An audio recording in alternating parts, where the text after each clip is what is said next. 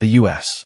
Commerce Department just made headlines by publishing official GDP data directly on several public blockchains: Bitcoin, Ethereum, Solana, TRON, Stellar, Avalanche, Arbitrum One, Polygon PoS, and Optimism. Officials describe this as a proof of concept, a way to make government data more transparent and tamper-proof. But here's the critical point. XRP Ledger was completely left out. Now, this is where things get interesting. An XRP Ledger validator, known as VET, decided to test whether XRPL could handle the same process. And the results were crystal clear. XRPL not only managed it, but it did so faster and cheaper than almost any other blockchain involved. VET stored the SHA-256 hash of the GDP report in two different ways. First, as a memo within a transaction, just like Bitcoin, and second, inside a non-fungible token that included both the hash and a link to the original file. The entire process took seconds and cost less than a penny. And importantly, VET emphasized that this was done with XRPL's native features. No smart contracts, no extra tools, just the ledger itself. This experiment naturally raised questions. If XRPL can do it so efficiently, why didn't the U.S. government include it in their blockchain trial?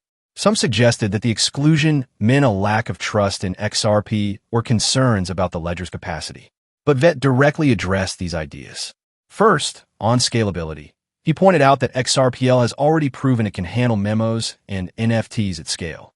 GDP data only comes out once every quarter, so the load is minimal compared to real-time data feeds. If larger volumes were needed, XRPL oracles could easily step in to handle heavier loads. The second question is about smart contracts. Critics argued that perhaps the government preferred chains with advanced smart contract functionality. But here's the flaw in that logic.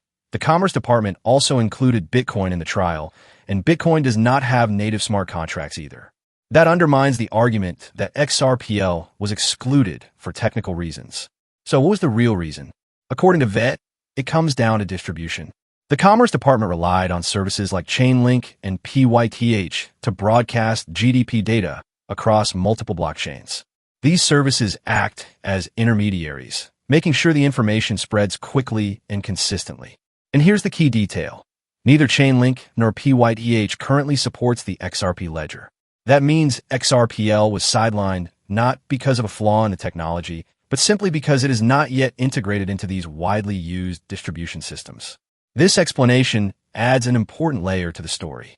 VET himself dismissed the idea of government bias, instead framing it as an issue of availability. The infrastructure around XRPL, in terms of Oracle support and distribution, just has not caught up with other networks yet. But his demonstration proved that the technology itself is more than capable of carrying out the task. And this brings us to a bigger point. The fact that an independent validator like VET can replicate the government's proof of concept on XRPL in a matter of seconds, at practically no cost, shows the untapped potential of the network. While other blockchains are making headlines for government adoption, XRPL is quietly showing that it has the speed, efficiency, and reliability needed for such tasks.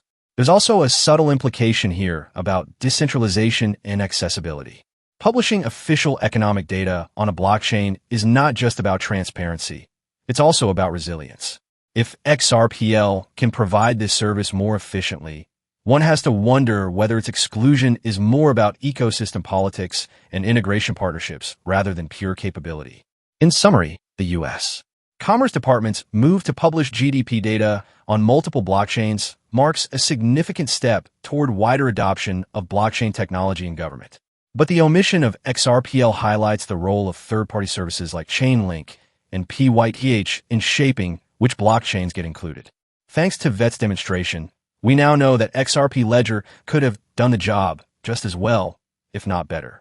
The only missing link is broader integration into the existing distribution networks that governments and institutions rely on. So, while XRP holders may feel left out this time, the demonstration by VET serves as a reminder.